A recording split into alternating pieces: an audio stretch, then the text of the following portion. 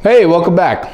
In another video, I talked about how I almost destroyed my M1A trigger assembly. Well, the upper part of it. And what I was doing is taking the weapons apart, the rifles, and putting linseed oil on the wooden stocks. I was also putting the guns into a composite stocks that I got from Springfield and one of these other websites. So this is the M1A. This is the composite stock on it, and I was working on this, and I had my M14 or Mini 14 working on that. Now, what I didn't realize at the time, because it was the first time I took them apart, is that even though the Mini 14 here, which is chambered in 5.56 and made by Ruger, the whole trigger assembly is very, very similar to this one, which is, or the Mini, or the M1A, which is made by Springfield in 308. So Springfield 308, Mini 14, and 5.56 made by Ruger. No idea that the trigger assemblies were gonna look so much alike. But as I took them apart, I wasn't really paying attention to that. And I put the trigger assemblies into a bucket, all combined. And then when I went to reassemble it, I put the bucket aside, I pulled the trigger out, and I don't know why I assumed it, because it looked like it fit into the M1. And, you know, just like any guy would, as I'm putting it in there, it's not fitting right. Looks a little off. So, of course, like a guy, you start smacking it and hitting it, I'm going to get this damn thing to fit. They must have, you know, obviously when I took it out, sizes changed somewhere and it didn't fit good anymore. Right? So, eventually, I smartened up and I Googled it and looked on YouTube and said, that does not look like the M1 trigger assembly, and realized it's the Mini assembly. So I was trying to put the Mini 14 into the M1. Let me turn on the GoPro and show you just how similar these two look. GoPro works. GoPro on. All right, so let's take these apart with the Ruger. It's pretty simple. Where they're both pretty simple. The M1's actually easier. So in the Ruger, we're just gonna push up on this. That will raise the trigger a little bit.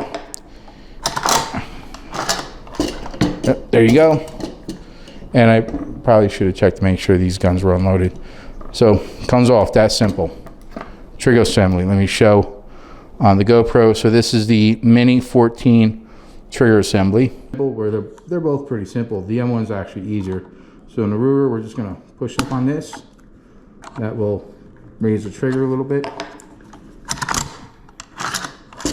Yep, there you go. And I probably should have checked to make sure these guns were unloaded. So it comes off that simple. Right, look at that. Now, let's look at the Springfield M1 assembly. All right, now this one is a lot easier. Let me turn the GoPro on so we can show that close up. We'll edit that in. All right, so you'll see it's very similar to the Mini 14, except you don't even need a tool. You can just pull it back, push up, and the trigger assembly comes out just like that. And the whole thing comes apart. Real easy. Except you don't even need a tool. You can just pull it back, push up, and the trigger assembly comes out just like that. And the whole thing comes apart. Real easy. So this is, I'm going to do it for the GoPro. This is the M1 trigger assembly. This is the Mini 14 trigger assembly. This is the M1 trigger assembly. This is the Mini 14 trigger assembly. So they look very much alike, almost in size. The only thing is that the M1's trigger guard seems to swing down a lot more than the Mini 14. That's what was an indicator to me. Also on the other end, this has like this shaft thing in the middle. This has a spring. So I was like, ooh, that does not look like the right guard there. All right, now we're gonna reassemble them, and I'll have my GoPro looking at it, and I'll edit that in, how easy this is. So now I know because I'm using the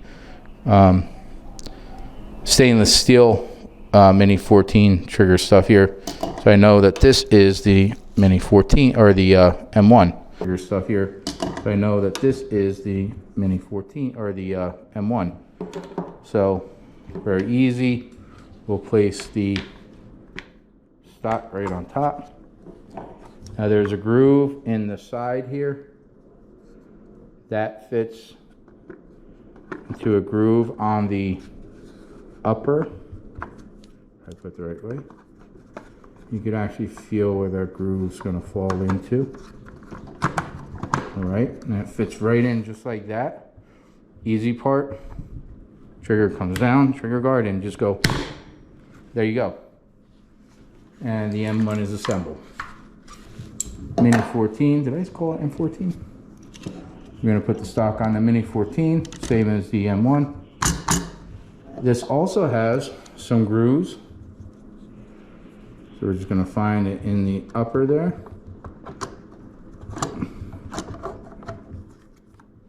All right. Same thing, we're just going to push that down. Yeah, there you go. Just got to push that back a little bit. And voila, the Mini 14's assembled. When I couldn't get that to fit, man, I'm banging on it. It was crazy. I knew I was going to break something. Thankfully, I didn't, because these are really, really well-made rifles. So you don't buy junk. Buy the good stuff.